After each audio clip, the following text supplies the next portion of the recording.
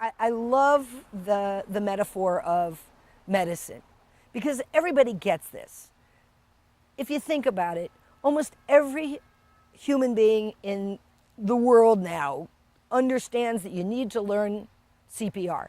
Everybody learns CPR. Why do you learn CPR? You make sure your kids learn CPR. Do I ever want to use my CPR? Absolutely not. Of a CPR class, the best thing I can do is call for the ambulance. Okay? But I know the tools. I can do the push, push, push, breathe. Today we don't breathe anymore. Push, push, push, whatever. But basic.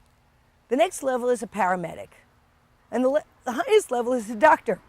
Now, to become a doctor, you need a bajillion hours to learn how to be a doctor. And that's why it's so intense and so many years. And every cell of your body becomes doctor. You cannot go to a dinner party without diagnosing everybody in the room. You just can't do it. It's so part of your being. And the paramedic isn't a doctor. No matter how much training they have, that paramedic is not a doctor. But who are you going to want to be there in a crisis? You're going to want the paramedic because he's the one trained to deal with emergency situations and triage in the field when it's happening.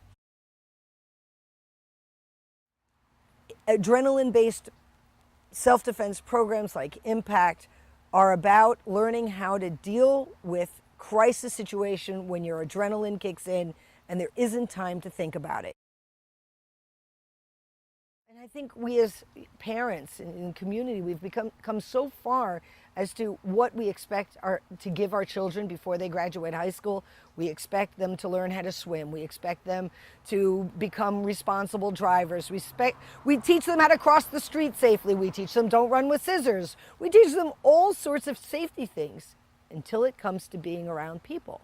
And for some reason, we leave that piece out or we're uncomfortable having that conversation because we don't want to make them paranoid. About what?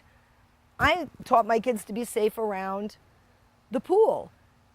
I've seen them around pools. They don't look paranoid about the water. They look like they're having fun. Safe fun.